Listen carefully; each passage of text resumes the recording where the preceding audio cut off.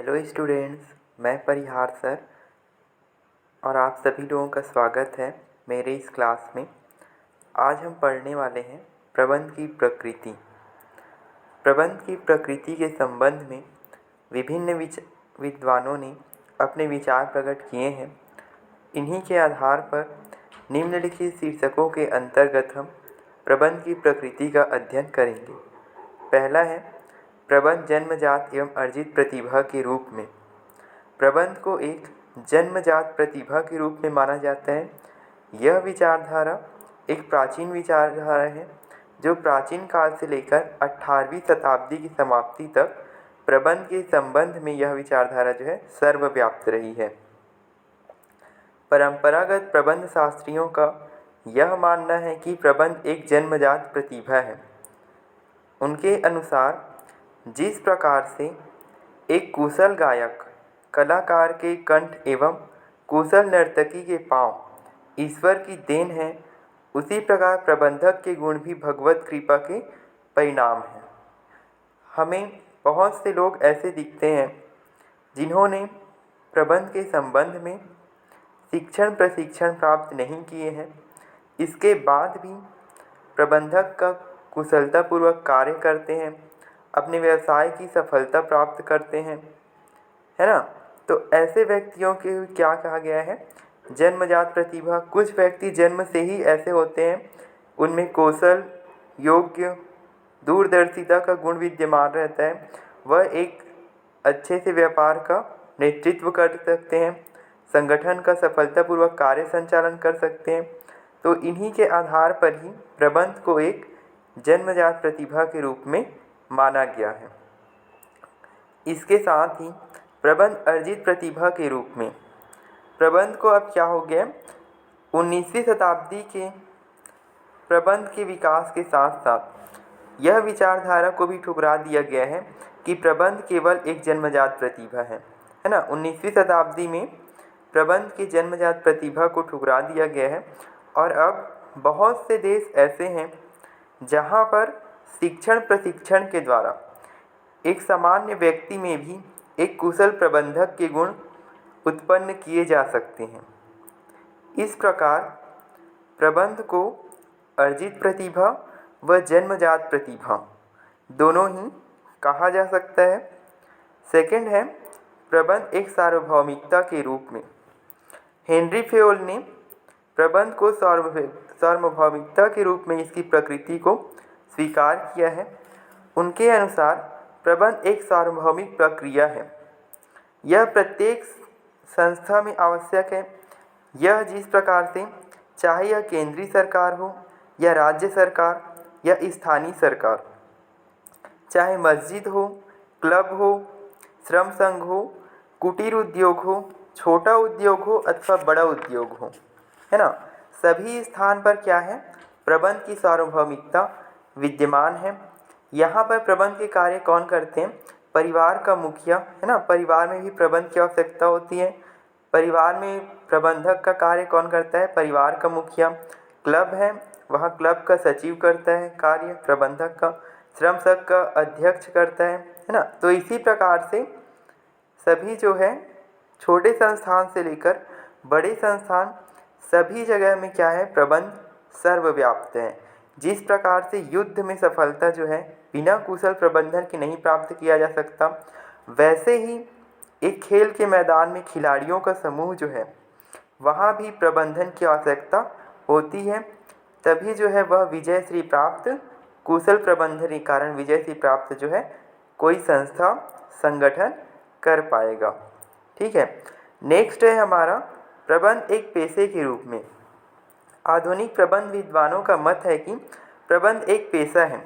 पेशे के रूप में कहाँ माने जाने लगा है, समुन्नत राष्ट्रों जैसे अमेरिका, जापान, इंग्लैंड, जर्मनी, ठीक है।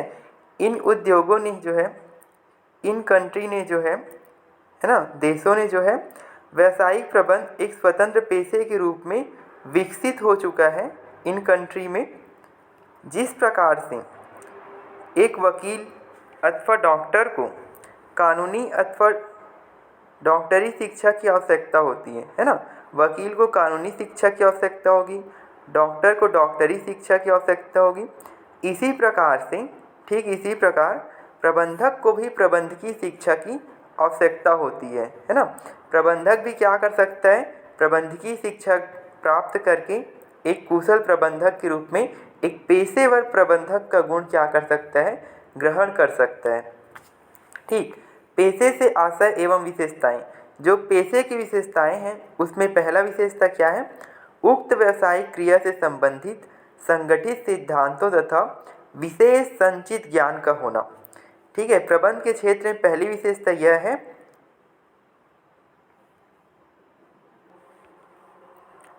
पेशे की जो पहली विशेषता है कि इसमें क्या होना चाहिए, विशेष संचित ज्ञान होना चाहिए। प्रबंध के संबंध में भी हमारे सामने जो है नेतृत्व के, है ना, बहुत सारे सिद्धांत विधियाँ दी हुई गई हैं। अभिप्रेरणा की बहुत सारे सिद्धांत हैं। तो इस प्रकार से क्या है, प्रबंध के क्षेत्र में हमारे पास एक संचित ज्ञान कोश विद्यमान है ना। सिद्धांतों का औपचारिक प्रशिक्षण तथा संवहन की व्यवस्था। बहुत सारे सिद्धांत हैं प्रबंध से संबंधित, और औपचारिक प्रशिक्षण की व्यवस्था भी अभी क्या है, विद्यमान है। बहुत सारी संस्थाएं हैं जो प्रबंध से संबंधित जो है प्रशिक्षण प्रदान करते हैं। पेशे के रूप में कार्य का विकास करने के लिए एक प्रतिनिधि संस्था का होना।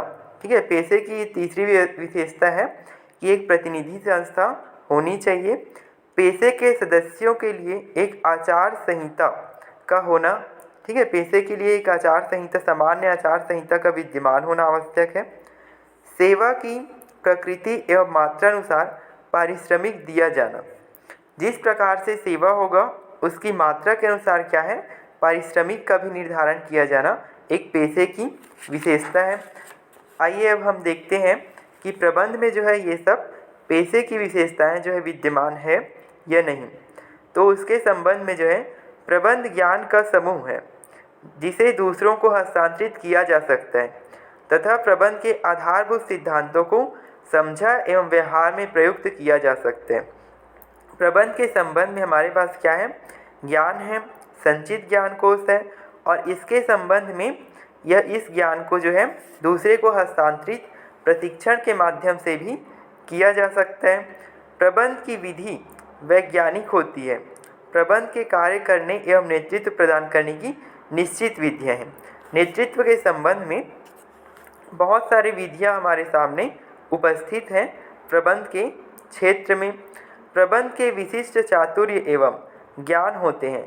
ठीक है, प्रबंधक के पास विशिष्ट चातुर्य का गुण होगा, ज्ञान होगा।